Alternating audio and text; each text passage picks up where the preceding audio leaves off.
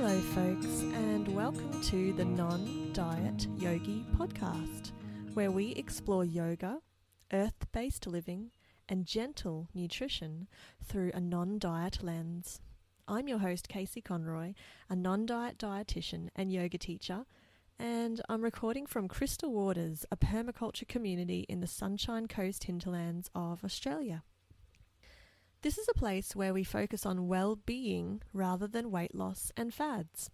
And just in case you were wondering, juice cleanses, keto, intermittent fasting, and cutting out all sugar are all fads. And when I say we focus on well-being, I don't just mean physical health, but also mental, emotional, and spiritual health. This is a podcast where we will explore the wonderful, wacky, and sometimes worrying places where the yoga world and diet culture overlap, as well as exploring how social justice, feminism, motherhood, and a bunch of other things affect this little yoga diet culture Venn diagram. If you imagine the overlap of yoga and diet culture in this Venn diagram, those diagrams where you have two circles representing the relationship between two or more different topics, then that overlap between yoga and diet culture might look a little bit like this. Yoga teachers giving potentially harmful nutritional recommendations or health advice to their students. It could look like juice fasts or other kinds of cleanses, multi-level marketed products, and other controversial things that you sometimes find in yoga studios. We will also be myth-busting things like paleo, veganism, extreme clean eating, and other diet fads, things that you find a lot of yogis following these days. We chat about the use and misuse of practices from Ayurveda and Chinese medicine, where they might fit into a gentle, non-diet, intuitive approach to nutrition, and also where they definitely do not fit. In that overlapping area on our little yoga and diet culture Venn diagram, we might also find disordered eating and eating disorders in yogis. And by the way, these things are really prevalent. A 2008 study showed that in women at least, up to 75% of women have some form of disordered eating, making it the norm rather than the exception. We might also talk about superfoods and issues of food accessibility and social justice, the pros and limitations of natural medicine, and much, much more. The kinds of health topics we explore aren't limited to those only affecting the individual.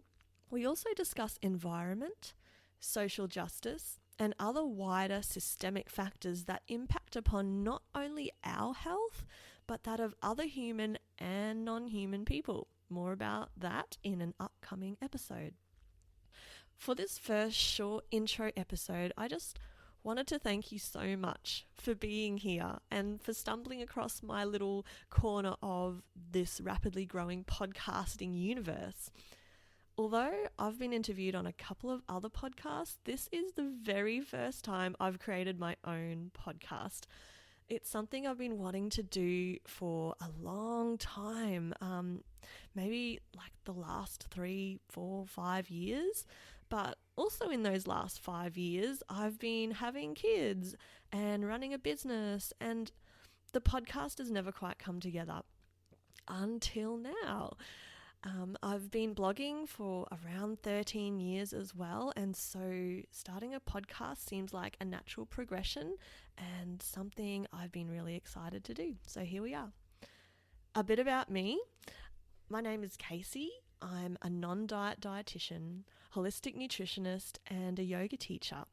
I'm also a naturopath in training, and I love things like wildcrafting, growing and making my own herbal medicines. I do talk to plants. I eat regular cake and ice cream. And I am a mum of 2 kids living in the bush up in the Sunshine Coast hinterlands of Australia, on the eastern coast of Australia. I started this podcast for a number of reasons, but first and foremost, I just want to share my experiences. I think some of you out there, and obviously if you're listening to this, will be interested in what I have found. I've been in the yoga world for the last 15 years, mostly on the Gold Coast, again on the eastern coast of Australia. It's a place where yoga and diet culture are particularly prevalent, kind of perhaps like the Las Vegas of the United States, maybe. Haven't been there, but so I've been told. During my time living on the Gold Coast, the last 10 years or so, I noticed a lot of people doing really extreme, just really extreme things in the name of health. And once I began practicing as a dietitian, I really began to see clearly the negative impact of this hyper focus on health, and that the impact that was having on people's health, ironically.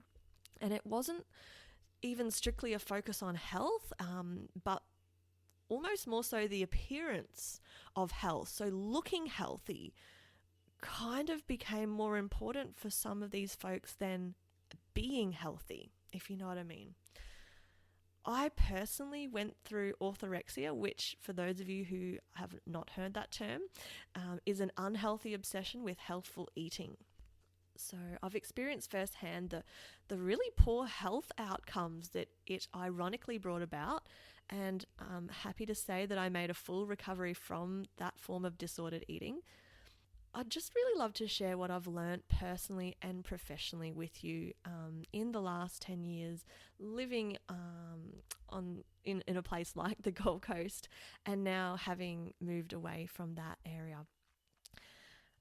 I also mentioned I'm a student naturopath. I'm maybe about 2/3 of the way through my degree, which is taking far longer. It's something that seems to happen when you have kids whilst doing a degree. And as I learn more and more about natural medicine, I see that some non-diet spaces totally dismiss everything about natural medicine and about earth-based kind of living, which I don't think is necessarily the most beneficial thing either. There is a lot of wisdom and benefit to garner from ancient and earth-based ways of living and being. I don't think they all deserve to be swept underneath the wellness diet rug, and the wellness diet is something that's very, very real and very prevalent, and I'll chat about in a future episode. But coming back to the good stuff that we can get out of the wellness sphere and natural medicine, there is a lot of it. As long as we know how to filter these things, how to excise these things from the grips of diet and wellness culture, which has recently and very unfortunately got its slimy tentacles into everything nature-based. There is even forest bathing for weight loss, which, besides being completely ridiculous, just totally misses the point of that wonderful nature-based practice. Anyway, this podcast exists to help you sift through all of that misinformation out there in the yogas and wellness spaces. I'll be talking about what has really worked in myself, in my friends, my yoga students, and nutrition clients. What's worked to actually bring about deep and lasting health without the constant stress and anxiety over what we're eating or how we're exercising that you will find in those more orthorexic wellness diet culture-y spaces.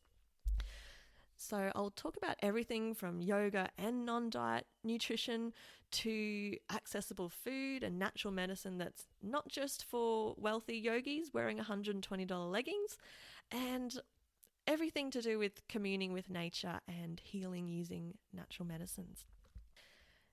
In short, and to sum up, I just think if we can bypass and hopefully dismantle diet culture, we are then free to explore the incredible capacity of our bodies to heal themselves, and in doing so, heal our rift with the natural world. We are so disconnected as a culture, as a society, from nature. This is to our detriment, obviously. this doesn't mean that our bodies will magically match up with the cultural ideal.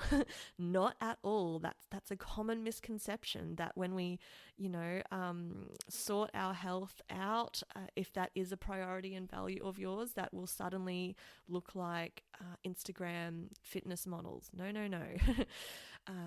And accepting that is part of the process. But if we can trust this process of connecting more and more with ourselves and continually stepping back from all the trappings of diet culture, if we can start tuning into our body's cues and our instincts, our intuition, we will, and I'm speaking from personal experience here and from what I've seen in many clients I've worked with, we will slowly but surely reconnect with ourselves, as well as with the incredible cycles and phenomenon of the natural world around us. This podcast, as a heads up, probably won't be super edited. I am a recovering perfectionist. I also have 2 very young children, and we live in a 1-bedroom straw bale home in the bush. 1 bedroom, guys. We just downsized from a 4-bedroom house in the burbs to a 1-bedroom earth house.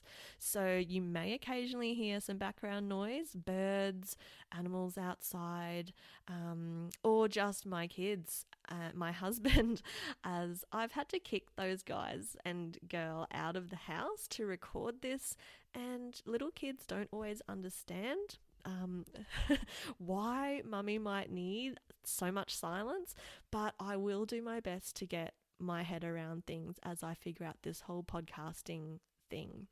So thank you so much for being here. I'm really, really excited to be beginning this. Take care of yourselves, and I'll see you next time when we start getting juicy with a non-diet take on yoga and on health.